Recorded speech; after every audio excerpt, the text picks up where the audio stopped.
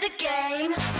Hi, I'm Kelsa Dickey, the CEO of the Financial Coach Academy and my financial coaching business, Fiscal Fitness Phoenix. My coaching journey began more than a decade ago with me helping people for free from my dining room table. What was once a little business of mine has grown into a 7-figure company that employs a team of people. My goal is simple, to help you fall more and more in love with financial coaching. I believe financial coaching is the most rewarding way to make a living. If you are an aspiring financial coach or have been coaching for years, I'm here to help you create a business you love that gets your clients massive results. Let's get to it. Hey, Coach, we have been exploring your unique value proposition. We started the last episode, so if you're new to the pod, welcome, but hop back to episode 75 because today's episode is a continuation of the steps that we discussed last episode, So to summarize what we've done so far, we've created your client persona, including all sorts of details about that person. We've thought about what your client might respond positively to and what precisely they're looking for. We looked at the big picture and considered your point of view and philosophies on money. And we looked at the competitive landscape. What alternatives exist and why aren't those best? You identified your key competitors and the gap that's available for you to fill. Then we shifted to your buyer thought process and you identified your customers' reasons for hiring you, their evaluation factors that are important to them, and any hesitations or objections they may have. So let's continue. Grab your notebook and a pen. You're going to need it for this episode as well, Coach. We considered what your buyer thought process is and what their hesitations are. Next, I want to consider what beliefs the person needs to have in order to invest. And this has 3 components. 1, what do they need to believe about themselves? What do they need to believe about your company or coaching? And any false beliefs or misconceptions that we need to overcome. And I want to encourage you to give yourself time to think about each one of those things. For example, I wrote down for my client persona, Sarah, that she needs to believe that she is capable of learning. She needs to believe investing in herself is worthwhile, and she needs to believe in the value of time, that there are times we spend our time and effort today in order to save time and effort later. Now that I know this about my client, I can speak to those things in my marketing. What does your client need to believe?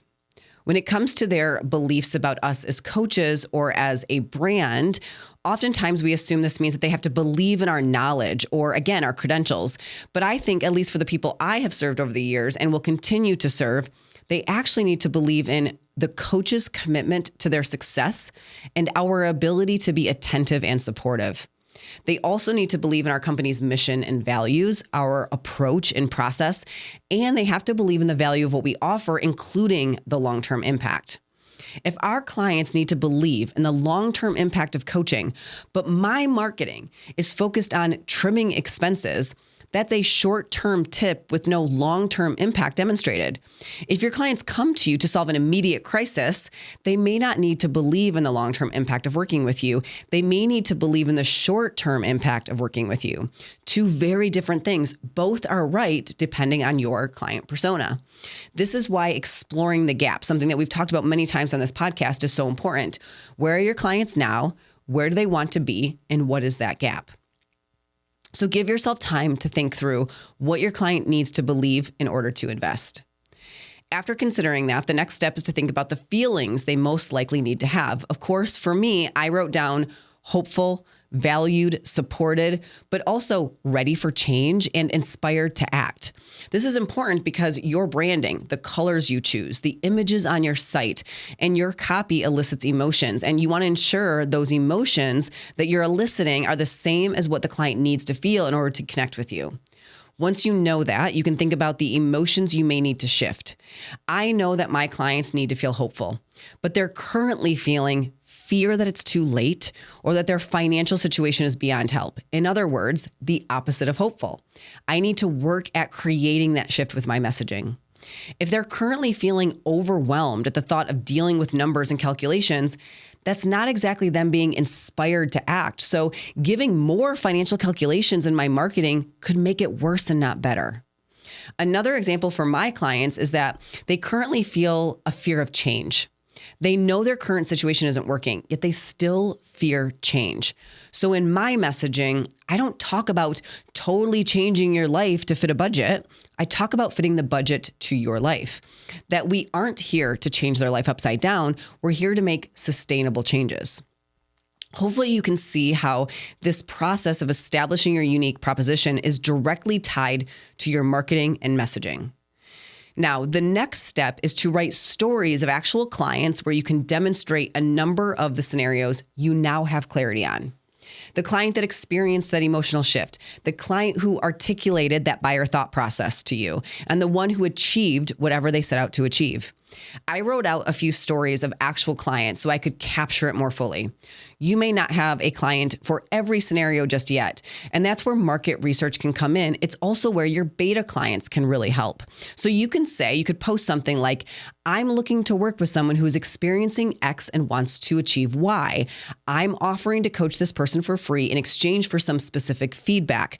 I have one spot available for this. Please message me if you're interested. Be specific and make sure the person who reaches out to you is the perfect fit. Then I personified these stories by giving them titles such as the debt conqueror and the busy professional and the income jump and the serial entrepreneur. You can make these stories as long and detailed as you like. It's more for you than public facing content. So don't worry about it being perfectly scripted or some written story. Mine certainly are not, I promise. The goal is for you to capture the human side of these moments by personifying them into a story. The next step is to think about your conversation starters. How can you establish common ground? What shared experiences do you have with your persona? What lifestyle aspirations and hopes for the future do you have in common? Do you have any shared financial frustrations? Even if you don't have them today, can you relate to what it was like to experience those things? For example, I tend to connect with my clients around overall well-being and the role money plays in their stress and life in general. My clients don't come to me and say, I want $1 million in my investments by the time I'm 35. They say, I want to feel better about my money so I'm not stressed and can be more present with my kids.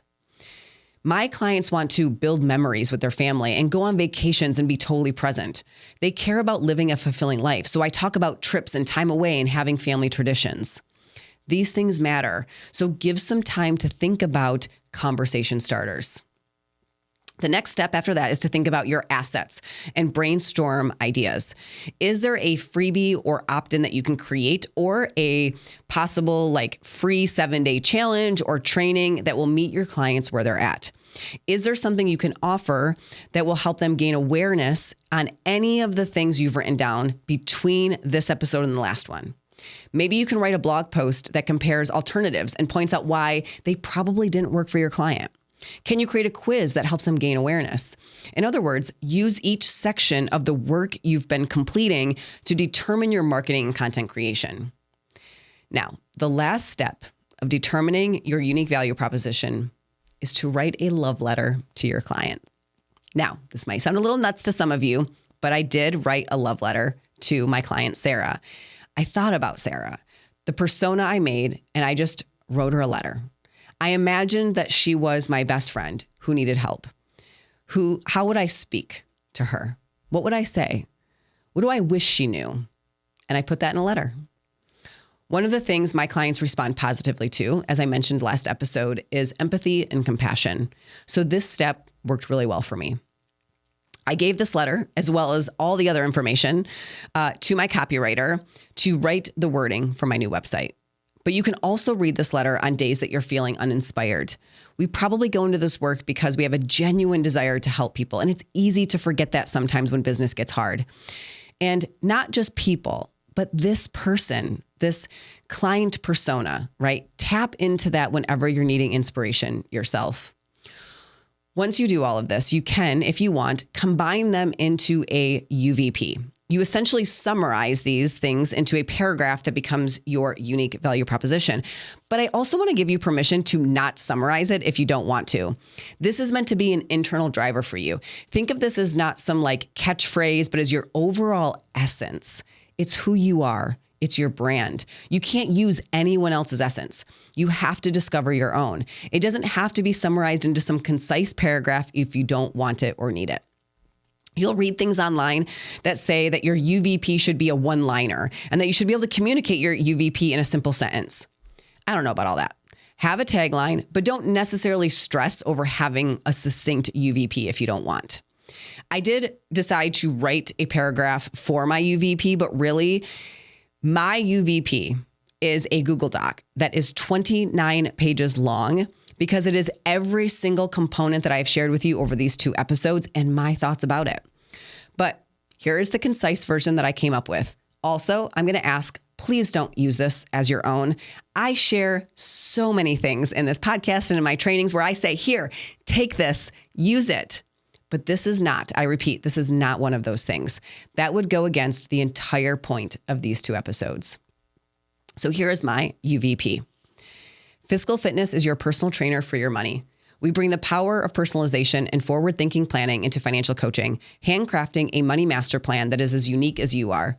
Unlike traditional financial services, we center our strategies around your excitement and enthusiasm, creating a sustainable path to financial success that aligns with your values, goals, and lifestyle. Embrace the fiscal fitness journey and transform the way you see, save, and spend your money. Because with us, your financial fitness is more than just numbers. It's about living and loving your life.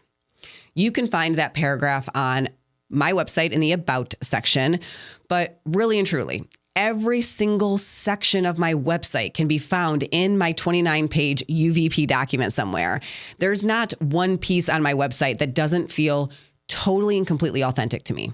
Here are some examples. There's a spot that says, you're looking for ... and it says what they're looking for. We talked about that last episode, if you remember. And then there's another spot that says, you've already spent time trying ... and it says that, which are the alternatives that we spoke about last episode. There's talk of our method and how it's flexible and personalizable, things that are important to my client. You can see my philosophy or point of view. We talked about that last episode as well. And there's a section where I speak to how they're feeling and how I would love for them to feel instead. There's a spot where I say, I'm not here to tell you what to do with your money. And that is because of that self-reliance that I spoke of earlier. My clients want to know that they are making the decision. So I need them to know that I'm not going to take that agency away from them.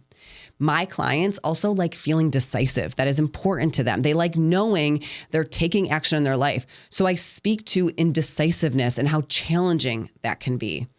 I also added a word of integrity section because ethics and integrity are really important to my clients. And then it ends with a portion of the love letter that I wrote. And part of that says, I believe wholeheartedly that your best, most fulfilling life is on the other side of managing your money well. And while my team and I would love nothing more than to help you do that, we're rooting for you whether you move forward with money coaching today or not. I have so much respect and compassion for where you are right now. Wherever your money journey takes you, we're excited to support you however we can to the best financial outcome for you, Kelsey Dickey. I don't know that I will ever consider this done. It feels like a living, breathing document to me now. As I gain deeper clarity on who I am, the impact I want to have with my work, and the person I truly want to help, my UVP will shift and become more clear as well.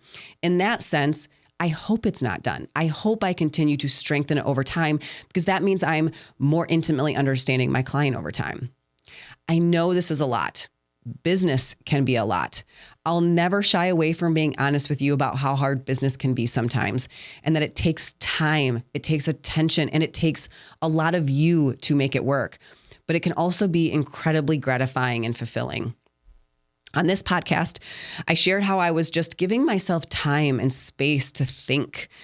And this is what I was thinking about, Coach. These prompts, these reflections, these questions over the last 8 months, this is what I've been spending my mornings journaling out and thinking about. And I am so glad I stayed the course. I am so glad that I gave myself permission to not know the answer right away, but to take my time. Because the end result is that I love my brand and my messaging, and it all feels crystal clear to me now. The essence of who I am, who my clients are, and what we do for people is front and center now because I took the time to do this, and I really hope you will too, Coach. Next episode, OMG, Jill is going to be in your ear bringing you some incredible episodes. And Next episode, specifically, she's going to be covering how to tackle pricing objections. You will not want to miss that one. Coaching is all about figuring out what you think of something and how that is impacting how you feel and the actions you take. In order to honor the coaching philosophy, I like to end every episode with a question for you to reflect on. It creates the opportunity for you to share your thoughts with me as well as gain greater clarity on today's topic. If you're watching on YouTube, drop a comment with your answer to today's question, or you can join the conversation in our free community for financial coaches called Financial Coaches Unite on Facebook. You can find the link in our show notes. Here is your question. How will you use these prompts to determine your unique value proposition? How will you use these prompts to determine your unique value proposition? Until next week, Coach. I believe financial coaching is the best and most rewarding way to make a living. I truly love what I do. If you're ready to learn and see how to become a profitable, successful financial coach, check us out at financialcoachacademy.com to learn more about our online courses, free trainings, and events. As always, I love hearing from you. If you have any questions for the FCA podcast or to share your thoughts on the reflection question from today's episode, go to financialcoachacademy.com/podcast. And if you love this podcast, hit the thumbs up button on today's episode, subscribe, and leave us a rating or review on Apple Podcasts. It would mean the world to me. I'll see you next week, Coach.